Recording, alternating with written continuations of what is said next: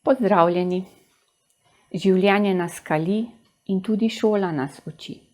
Če pa so te izkušnje podkrepljene s kmetovanjem in evolucijo oblikovanja v 80-ih prejšnjega stoletja z ustanovitvijo Slovenske kmečke zveze in Zveze slovenske kmečke mladine, s sodelovanjem na volitvah za samostojno Slovenijo, je pa to že življenjska pot. Med svoje reference štejem prehod mlekarne Celeja v certifikacijsko shemo brez GSO za vse odkupljeno mleko in vse izdelke. Leta 1991 sem diplomirala po 20 letih službovanja, pa prejela certifikat za biodinamično kmetovanje in Demeter svetovanje. Med reference si štejem, da poleg dela v javni službi za kmetijsko svetovanje delujem tudi s srcem in razumom za ohranjanje zdrave slovenske prsti, vode, zraka in sončne toplote, saj tudi kmetujem. Bistri duh in čvrsto telo mi ponujata življenjskih idej, ki jih rada prenašam na soljudi. Na misel mi pridejo verzi Aškerčeve Čaše nesmrtnosti in prav njeni verzi me krepijo. Čaša tvoja je življenje tvoje, sam napolni z večnosti olekom. Čaša tvoja je življenje tvoje, vlivaj vanje vsak dan dela dobra za rojake svoje, za rojake in za domovino. Prepričana sem, da je človek duhovno bitje, povezano med nebom in zemljo, med nebesi in peklom, med materialnim in energijskim. Človek, ki lahko odpre srce, daje zgled, se uči in uči druge, ter v polnosti živi. V tem življenju me prežemajo izkušnje in spoznanja prednikov, pa prebiranje in prakticiranje zapuščine dr. Rudolfa Steinerja in Marije Thun.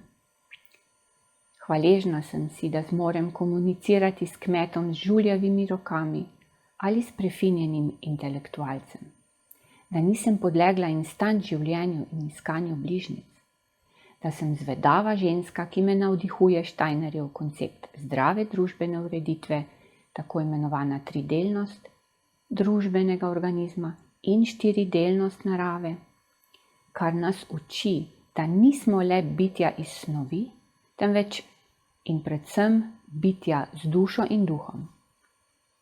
Nikoli nisem izgubila upanja v boljši svet, h kateremu lahko vsak aktivno prispeva. In danes, ko vas nagovarjam za glas, da postanem državna poslanka, vem, da je podpora politike za dobro v družbi potrebna.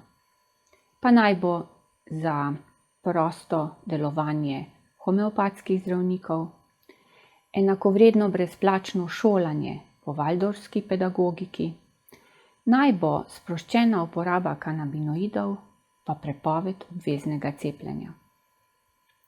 Bog stvarnik je podaril ljudem razum in besede. Kjerkoli in kdorkoli smo lahko zdravnik, kmet, odvetnik, mehanik, kuhar, v vlogi, ki je človeku namenjena. Človek, ki je izdelal številne umetne substance, ni in ne more biti pametnejši in boljši od narave, ker narava nima napak.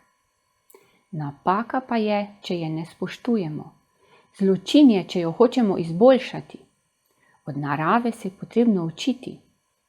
Naj bo kmetovanja, arhitekture, življenja, česarkoli.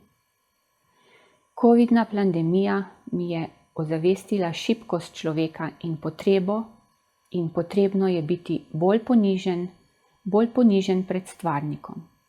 Kot kandidatka gibanja Povežimo Slovenijo sem zato proti obveznemu cepljenju, posebej še proti cepljenju otrok proti covidu.